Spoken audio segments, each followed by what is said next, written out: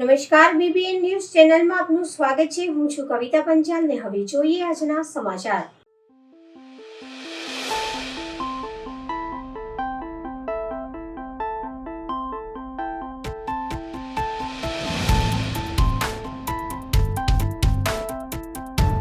બજેટના મુદ્દે વિસ્તૃત ચર્ચા ત્રીજા દિવસે પણ પાલિકામાં યથાવત। મ્યુનિસિપલ કમિશનર દ્વારા રજૂ થયેલ સ્થાયી સમિતિમાં બજેટને આજે ત્રીજો દિવસ છે, ત્યારે તમામ સભ્યો અને મ્યુનિસિપલ કમિશનર દ્વારા બજેટ મુદ્દે વિસ્તૃત ચર્ચા આખો દિવસ ચાલી હતી। ડ્રાફ્ટ અને રિવાઇઝલ અંદાજપત્રના રેવન્યુ ખર્ચ અને કેપિટલ ખર્ચ મુદ્દે ચર્ચા કરવામાં આવી। કેપિટલ ખર્ચમાં જે કોઈ પ્રોજેક્ટ ચાલે છે એમાં બજેટ કોડ પ્રમાણે ખર્ચની ફાળવણી કરવામાં આવે છે। એમાં મોટાભાગના ખર્ચા અમૃત સ્વર્ણિમ નાણાં પંચની ગ્રાન્ટ, વ્યવસાય વેરાની ગ્રાન્ટમાંથી તથા હોય છે। સાથે રેવન્યુમાં પણ જે નાના મોટા ખર્ચ થતા હોય છે તે તમામ બાબતે આજે ચર્ચા વિચારણા કરવામાં આવી હતી। કમિશનર શ્રી દિલીપ રાણાએ રજૂ કરેલા બજેટ ઉપર ચર્ચા કરવા માટે સ્થાયી સમિતિ આજે ત્રીજા દિવસે ચર્ચા કરવા સભ્યો સાથે મિટિંગ રાખવામાં આવેલી હતી। આજે ખાસ કરીને ડ્રાફ્ટ અંદાજપત્ર અને જે રિવાઇઝ અંદાજપત્ર છે એના અલગ અલગ ખર્ચ, જેમાં રેવન્યુ ખર્ચ અને કેપિટલ ખર્ચ, આ બંને ખર્ચની ચર્ચા કરવામાં આવી હતી। કેપિટલ ખર્ચમાં જે કોઈ પ્રોજેક્ટો ચાલે છે એના એકાઉન્ટ કોડ પ્રમાણે, બજેટ કોડ પ્રમાણે પૈસાવડી ફાળવણી કરવામાં આવે છે। એમાં મોટાભાગના ખર્ચા અમૃત સ્વર્ણિમ નાણાં પંચની ગ્રાન્ટ, વ્યવસાય વેરાની ગ્રાન્ટમાંથી થતા હોય છે। કેપિટલ ખર્ચમાં એના કોડ રાખી અને ખૂટતા વધતા પૈસાનો ખર્ચ કરવામાં આવે છે। એવી જ રીતે રેવન્યુ ખર્ચ કે જે કોર્પોરેશનના રિકરિંગ ખર્ચા છે, જે ફિક્સ ખર્ચા છે, એ ખર્ચાની પણ આજે ચર્ચા વિચારણા કરવામાં આવી। એટલે આમ મુખ્યત્વે બે બાબત કે રેવન્યુ ખર્ચ અને કેપિટલ ખર્ચ। કેપિટલ ખર્ચ દર વર્ષે અલગ અલગ હોય છે કે રેવન્યુ ખર્ચ સેમ પ્રકારના ખર્ચા હોય છે, આની ચર્ચા કરવામાં આવી છે। વિગતવાર ચર્ચા, જે કોઈ નાના મોટા ચેન્જીસ થયા છે એ બજેટના ચર્ચાના આખરી દિવસે આપ સૌને જાણ કરવામાં આવશે। કોર્પોરેશનના જે ખર્ચા થાય છે એના પર બી કાપ કરવાની ચર્ચા મેં કીધું કે ખર્ચા પર કાપ કરવા કરતાં જે 5500 કરોડનું બજેટ છે એ બજેટ પ્રોપર જગ્યાએ પ્રાયોરિટી પ્રમાણે એનો ઉપયોગ થાય કે જે જગ્યાએ જરૂરી ના હોય ખર્ચા ઓછા કરી અને જે જગ્યાએ જરૂરી છે એ જગ્યાએ ખર્ચા વધારી શકાય। એટલે સ્ટેન્ડિંગ કમિટીનું કામ મુખ્યત્વે એવું છે કે ખર્ચા પ્રોપર દિશામાં, નાગરિકોના હિતમાં અને શહેરના વિકાસમાં થાય। કોઈ જગ્યાએ અમને એવું લાગે કે આ ખર્ચો વધારે પડતો છે, એ ખર્ચો ઓછો કરીને કોઈ જગ્યાએ જરૂરી હોય જગ્યાએ ખર્ચો અમે ટ્રાન્સફર કરતા હોઈએ છીએ। વડોદરા શહેરના 13 પીઆઈની જિલ્લા બહાર બદલી કરાઈ। વડોદરા ચૂંટણી પહેલા પોલીસ તંત્રમાં ધરખમ ફેરફાર કરાયા। શહેરના 13 પીઆઈની વડોદરા જિલ્લા બહાર બદલી કરાઈ છે। ફતેગંજ પોલીસ સ્ટેશનના પીઆઈ વીકે દેસાઈએ અગાઉ માંજલપુર વિસ્તારમાં જાહેરમાં ધર્મગુરુનું અપમાન કર્યું હતું। જોકે તે વખતે કમિશનરે તેમની શિક્ષાત્મક બદલી કરી દીધી હતી। જ્યારે પાણીગેટ પોલીસ સ્ટેશનના પીઆઈ ડીવી ઢોલાવાડી પોલીસ સ્ટેશનમાં વારંવાર વિવાદમાં આવ્યા હતા। તેમને અગાઉ ભાજપના કાર્યકરનું મોપેડ ચોરીના મામલે ટ્રાફિકમાં બદલી કરી દેવાઈ હતી। જોકે આ બંને પીઆઈને વડોદરા શહેરમાંથી જિલ્લા બહાર મૂકી દેવાયા છે। લોકસભાની ચૂંટણી અગાઉ ચૂંટણી પંચના આદેશ મુજબ ડીજીપી વિકાસ સહાય એક સાથે રાજ્યના 232 પીઆઈ પોલીસ ઇન્સ્પેક્ટરની જિલ્લા બહાર બદલી કરી હતી। આ સાથે પીએસઆઈ પોલીસ સબ ઇન્સ્પેક્ટર 594ની બદલીઓ થઈ છે। વડોદરા શહેરના રેલવે સહિત કુલ 13 પીઆઈ જિલ્લા બહાર બદલી કરાઈ હતી, જ્યારે 15 પીઆઈ જિલ્લા બહારથી વડોદરા શહેરમાં આવી રહ્યા છે। વડોદરા ગ્રામ્યમાં પણ 2 પીઆઈની જિલ્લા બહાર બદલી થઈ હતી, જ્યારે વડોદરા શહેરમાંથી 36 પીએસઆઈની જિલ્લા બહાર બદલી કરાઈ હતી અને 42 પીએસઆઈ જિલ્લા બહારથી શહેરમાં આવ્યા હતા। ડભોઈ પોલીસે ચોરીના ગુનામાં નાસ્તા ફરતા આરોપીને ઝડપી પાડી સફળતા મેળવી હતી। ડભોઈ ચુનીલાલ પાર્ક પાસે થયેલ વકીલના ઘરે કરેલી ચોરી અંગે ડભોઈ પોલીસ સ્ટેશને ગુનાના આરોપી નાસ્તા ફરતા ઈસમને ડભોઈ પોલીસે ઝડપી પાડી આગળની કાર્યવાહી હાથ ધરી છે। ડભોઈ પોલીસમાંથી મળતી વિગતો અનુસાર ડભોઈ ચુનીલાલ પાર્ક ખાતે રહેતા વકીલ રમેશચંદ્ર ભટ્ટના ઘરે ચોરી અંગે ગુનો રજીસ્ટ્રેશન કરવામાં આવ્યો હતો। આ કામના આરોપી લાખણસિંહ કતારસિંહ બાવરી, સરદાર ચીખલીગર, મૂળ રહેઠાણ મહેમદાબાદ શીખવાડા, હાલ સુરત શહેર અલ્થાના ગાર્ડન સુંદર ભવનની પાછળ રહેતા હોય। ડભોઈ પોલીસને બાતમીના આધારે પીઆઈ એસજી વાઘેલાની સૂચના અનુસાર પીએસઆઈ આરઆર મિશ્રા અને પોલીસની ટીમ દ્વારા તેમને ઝડપી પાડી ચોરીના ગુનામાં ભેદ ઉકેલવા અંગે સફળતા મળી હતી।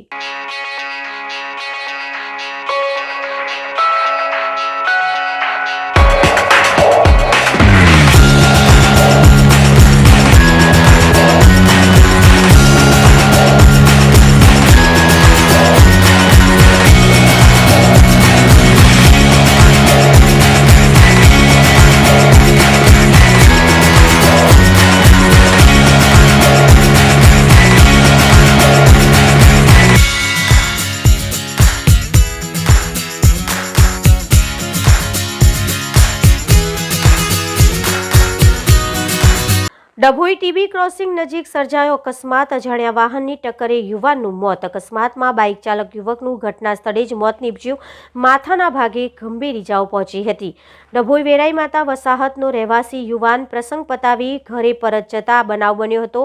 સચિન ભાઈલાલભાઈ રાઠવા ઉંમર વર્ષ 21નું અકસ્માતમાં મોત થયું છે. ડભોઈ પોલીસ પણ ઘટના સ્થળે પહોંચી મૃતક યુવકને ડભોઈના રેફરલ હોસ્પિટલ ખાતે પીએમ અર્થે ખસેડાયો હતો.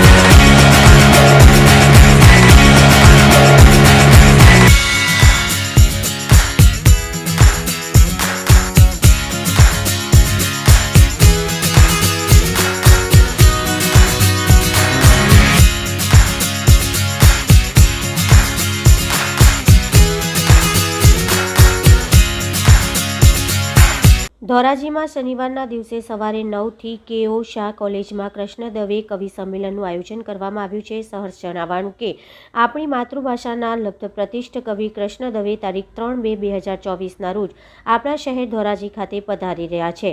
આ સંદર્ભે તેઓ Shri Dhoraji K O Shah municipal arts and commerce કોલેજના ઓડિટોરિયમ હોલમાં પોતાની કવિતાનું કાવ્ય પઠન કરશે. તો આ પ્રસંગે આપ સૌ કાવ્ય અને સાહિત્ય પ્રેમી નગરજનોને ઉપસ્થિત રહેવા આપ સૌને નિમંત્રણ પાઠવતા આનંદ અને ગૌરવની લાગણી અનુભવીએ છીએ. સ્થળ છે Shri K O Shah municipal arts and commerce college, Dhoraji auditorium hall. તારીખ 3 મે 2024, સમય સવારે 9 કલાકે કેઓ શાહ કોલેજમાં કૃષ્ણ દવેનું કવિ સંમેલનનું આયોજન કરેલ છે.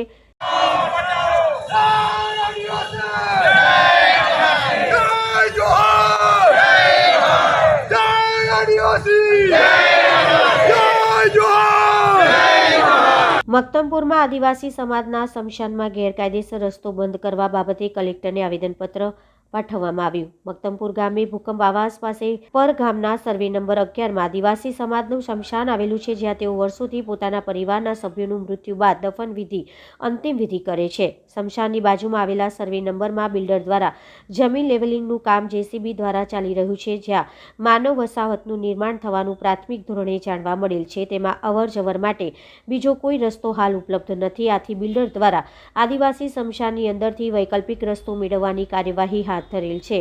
બિલ્ડર દ્વારા અમારા સ્વજનોની સમાધિ હાલમાં અસ્તિત્વમાં છે, તેને દૂર કરી રસ્તો મેળવવાની સ્પષ્ટ મંશા અમોને નજરે પડે છે. તો આ રસ્તાને મંજૂરી ન આપવા કલેક્ટર સાહેબને 52 ગામના આદિવાસી સ્ત્રી પુરુષ એકત્રિત થઈને આવેદનપત્ર સુપ્રત કર્યું હતું. મારું નામ વસાવા રમણભાઈ કે વસાવા. હું ગવર્મેન્ટ કર્મચારી નિવૃત્ત છું એગ્રીકલ્ચરમાંથી. અમારા જિલ્લા પંચાયત કોલોનીની પાછળ અમે જ્યાં જિલ્લા પંચાયત કોલોનીમાં જ અમે રહીએ છીએ અને અમારા જિલ્લા પંચાયત કોલોનીની પાછલા ભાગે 52 ગામનું સ્મશાન ગૃહ આવેલું છે.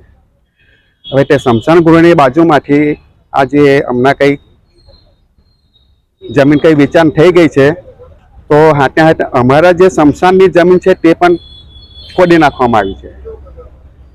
તેને બંધ કરવા માટે અમે આ આવેદનપત્ર આપવા માટે આવ્યા છે સાહેબ સુધી. મારું નામ દીપ્તિબેન દિનેશભાઈ વસાવા છે. અમે અહીંયા મક્તમપુર જિલ્લા પંચાયત ભૂકંપ આવાસમાં રહીએ છીએ. અમે અહીંયા કલેક્ટર શ્રીને આવેદનપત્ર આપવા આવ્યા છીએ કે જ્યાં અમારું 52 ગામનું સ્મશાન છે ત્યાં બિલ્ડરો દ્વારા અમારા પોતાના સ્વજનોની સમાધિ પર બિલ્ડરો દ્વારા જીસીબી અને પોતાના વાહનો જાય છે, જે અમે તાત્કાલિક ધોરણે બંધ કરાવવા છે. અને ત્યાં અમારે જે વાહનોની જે આવન જવન છે એ જ બંધ કરાવી છે અને એ કલેક્ટરશ્રીને અમે આવેદનપત્ર આપવા આવ્યા છે. આદિવાસી પર અત્યાચાર બંધ કરો, બંધ કરો. આદિવાસી પર અત્યાચાર બંધ કરો, બંધ કરો. જય જોહાર, જય જોહાર. આદિવાસી એકતા જિંદાબાદ, આદિવાસી એકતા જિંદાબાદ. એક તીર એક કમાન, આદિવાસી એક સમાન. એક તીર એક કમાન.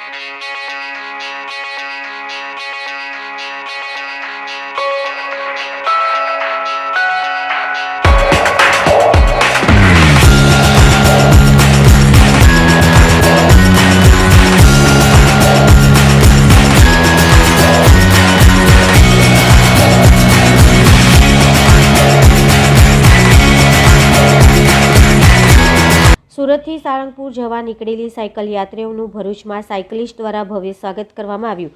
શીશ ફાઉન્ડેશન સુરત દ્વારા આયોજિત શીશ સાયક્લોથોનના 333 સાયકલિસ્ટ ભરૂચ, વડોદરા તથા ઇન્દ્રજ થઈ 3 દિવસની 333 કિલોમીટરની સાયકલ યાત્રા દરમિયાન સાળંગપુર હનુમાન મંદિરે પહોંચી આ સાયકલ યાત્રા પૂર્ણ કરશે. આ સાયકલ યાત્રાનો મુખ્ય ઉદ્દેશ ભારતના સાયકલિંગ તથા ગ્રીન ઇન્ડિયા, ફિટ ઇન્ડિયા મૂવમેન્ટને પ્રોત્સાહન આપવા માટે શીશ ફાઉન્ડેશન દ્વારા દરેક સાયકલિસ્ટ દ્વારા કરવામાં આવેલ દરેક કિલોમીટર પ્રમાણે ₹10 ડોનેશન અલગ અલગ સંસ્થાને ડોનેશન આપવામાં આવશે.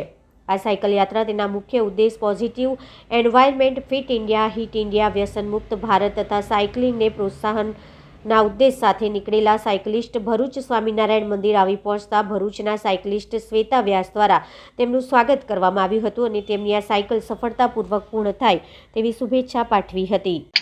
નમસ્તે, મારું નામ શ્વેતા વ્યાસ છે. હું આજે ભરૂચમાં સુરતથી આવેલા 333 સાયકલિસ્ટનું સ્વામિનારાયણ મંદિરમાં સ્વાગત કરું છું અને આ સાયકલિસ્ટો ક્યાં જઈ રહ્યા છે અને કેવી રીતે જઈ રહ્યા છે એ આપણને આ ભાઈ બતાવશે. નમસ્કાર, મારું નામ સતીશ માણિયા છે. હું શીશ ફાઉન્ડેશનના ફાઉન્ડર છું.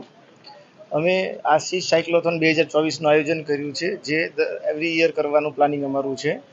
એન્વાયરમેન્ટ અને હેલ્થની અવેરનેસ લાવવા માટેનું આ અમારું સાયક્લોથોનનું પ્લાનિંગ છે, જેમાં 333 સાયકલિસ્ટ 333 કિલોમીટર સાયકલ 3 દિવસમાં પૂરી કરશે.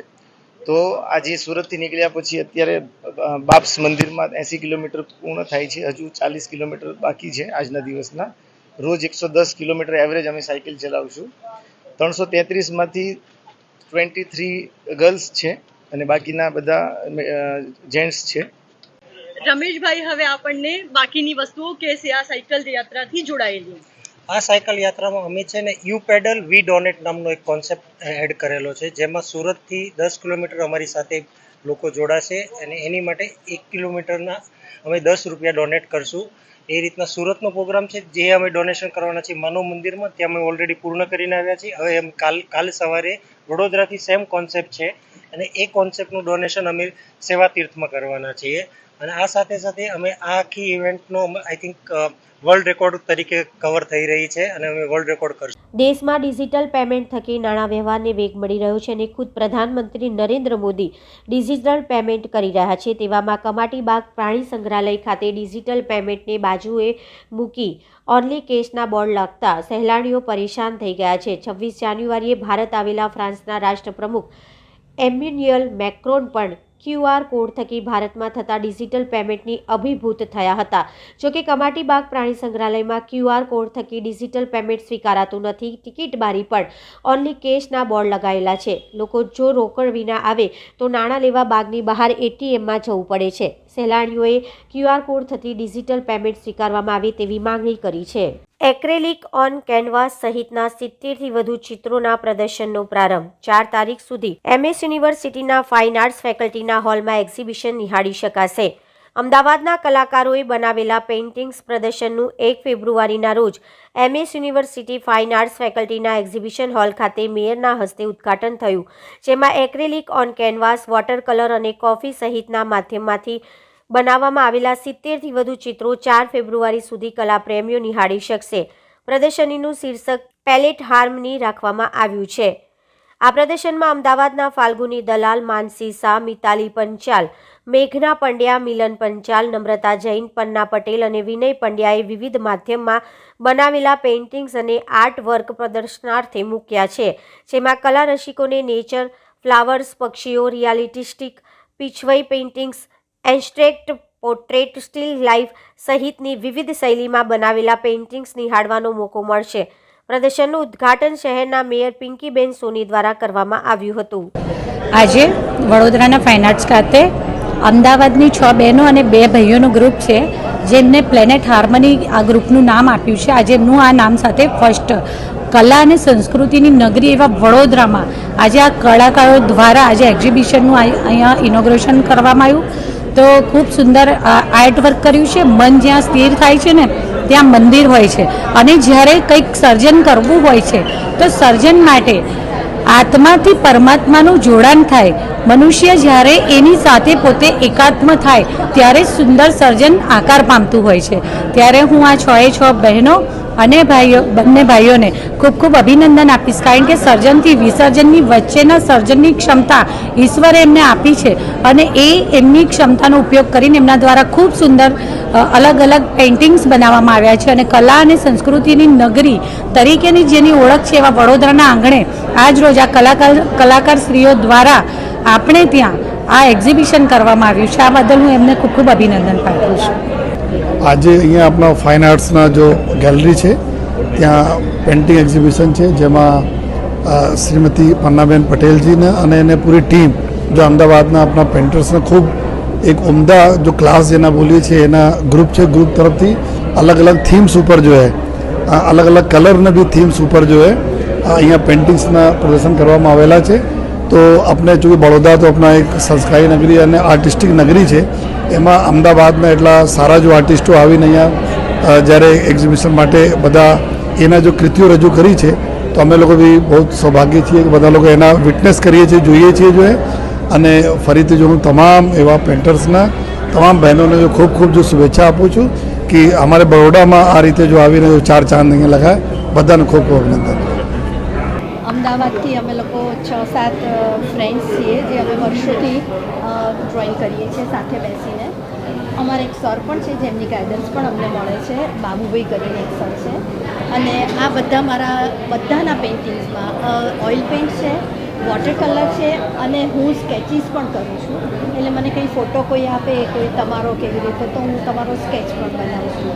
મારા ઘરના બધાના મેં સ્કેચ કર્યા છે, મારા દીકરાઓ, મારા હસબન્ડ, મારા બધાના કર્યા છે.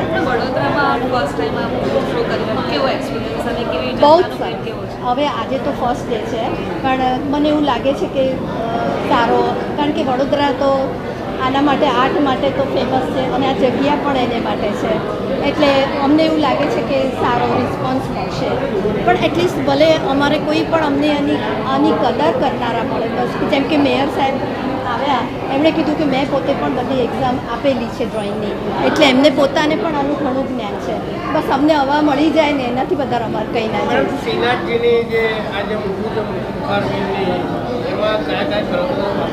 આમાં બધા જ મારા ઓઇલ પેન્ટ છે, એટલે એ ઓઇલ પેન્ટથી જ કરેલું છે આખું. તમારી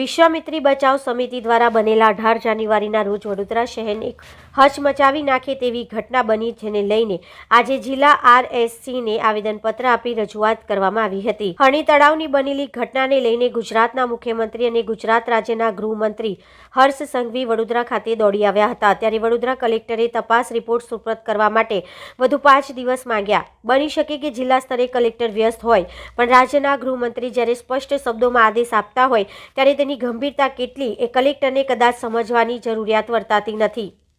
બેદરકારીની વધુ એક હદ પણ અમે તમને જણાવીએ છીએ કે જેમાં પ્રવાસ માટે જિલ્લા શિક્ષણ અધિકારી કચેરીની મંજૂરી ન લીધાની કબૂલાત કરનાર શાળાનો પણ વડોદરાના જ ડીઈઓ આડકતરો બચાવ કરે છે અને સત્તા હોવા છતાં એ ફોડ નથી પાડતા કે ન્યૂ સનરાઈઝ સ્કૂલ સામે અમે કેવી રીતે કાર્યવાહી કરીશું।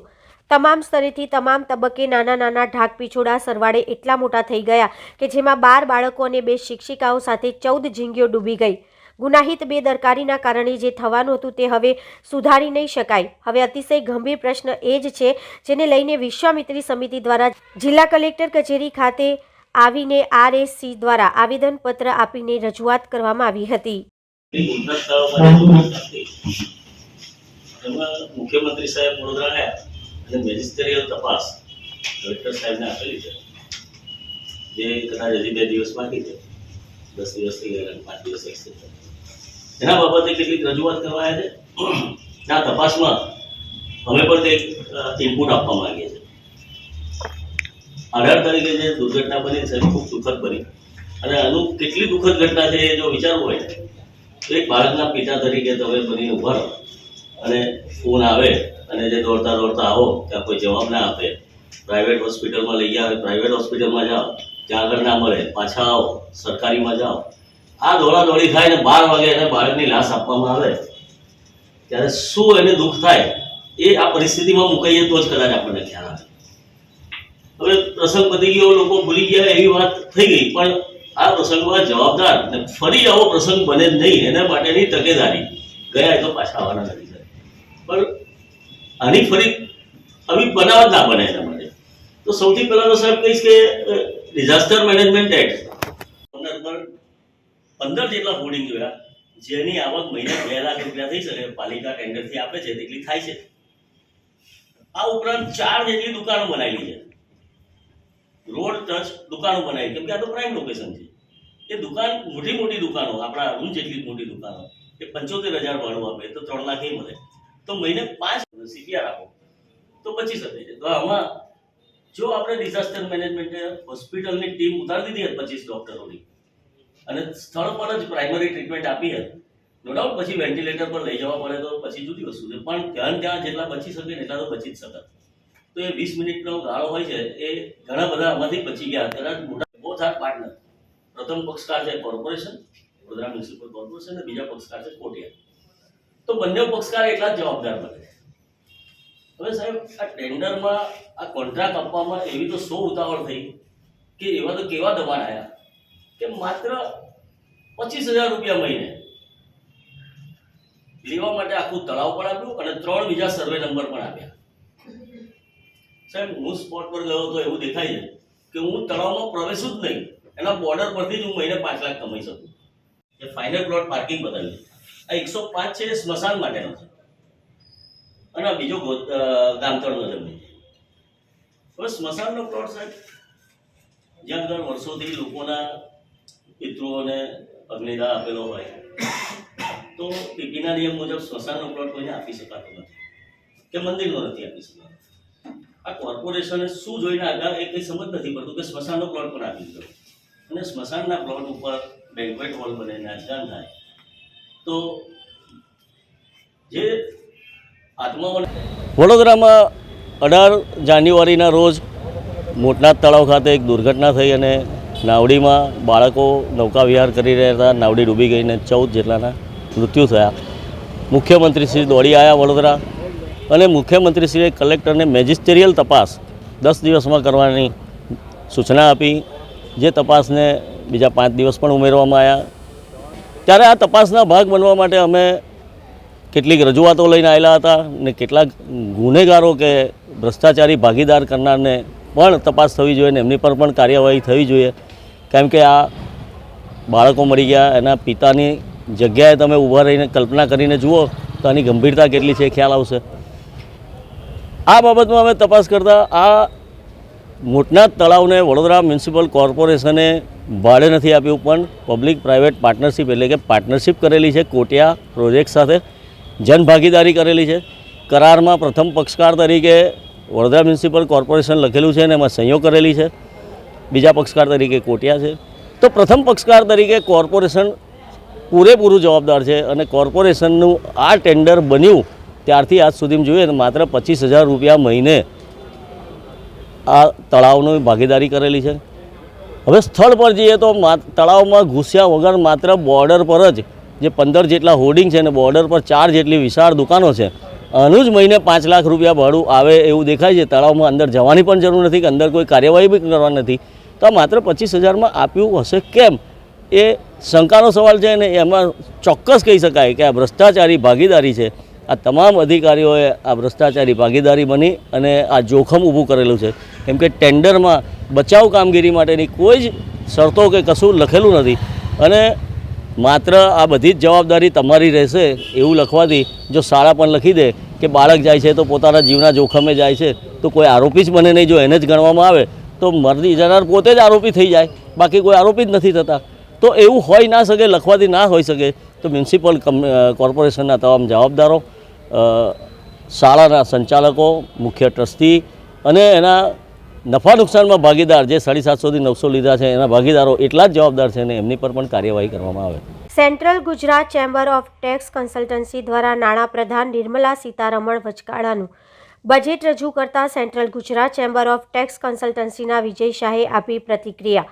નાણામંત્રી નિર્મલા સીતારમણે વચગાળાનું બજેટ રજૂ કરતા કેન્દ્રની મોદી સરકારે કેટલીક ઉપલબ્ધિઓ ગણાવી છે.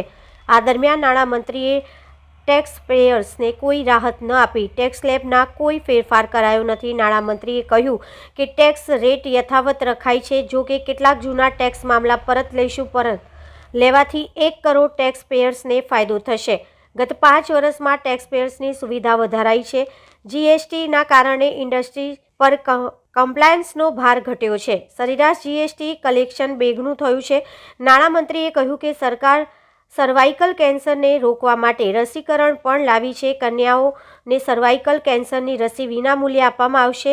આ ઉપરાંત નાણામંત્રીએ કહ્યું કે આંગણવાડી કેન્દ્ર પર પણ વિકાસ કરવામાં આવશે. આજે દેશના નાણામંત્રી નિર્મલા સીતારમણે નવી સંસદમાં પ્રથમ વખત બજેટ રજૂ કરી રહ્યા છે. નાણામંત્રી નિર્મલા સીતારમણે દેશના મધ્ય વર્ગ માટે ખૂબ જ મહત્વની અને મોટી જાહેરાત કરી છે.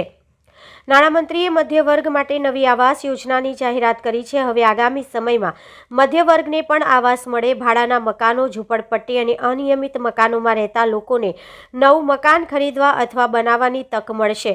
પ્રધાનમંત્રી આવાસ યોજના હેઠળ 3 કરોડ આવાસ બનાવવામાં આવ્યા છે. સર્વાઇકલ કેન્સરથી વધતી સંખ્યાને ઘટાડવા માટે કેન્દ્ર સરકાર હ્યુમન પેપિલોમા વાયરસ અથવા HPV રસી CERVAVACને લાગુ કરવા માટે તૈયાર છે.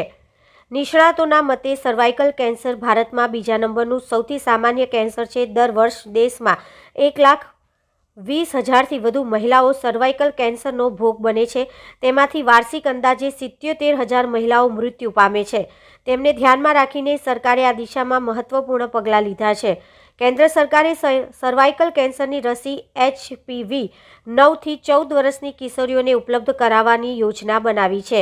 વડોદરા શહેર કુબેર ભવન ખાતે આવેલા central Gujarat chamber of tax consultancy દ્વારા બજેટને આવકાર્યો હતો અને બજેટ અંગે પ્રતિક્રિયા આપી હતી. બજેટ સારું છે, બહુ એક ઇન્ટ્રીમ બજેટ અને એ લોકોનું આવનારું જે ઇલેક્શન છે એને લગતું અનુલક્ષીને જ આ બજેટ બનાવેલું છે. અને એની અંદર જેટલા આપણને બેનિફિટ મધ્યમ વર્ગ ખેડૂતોને આપવા યોગ્ય લાગતા હતા એટલે એમને ડિક્લેર કર્યા.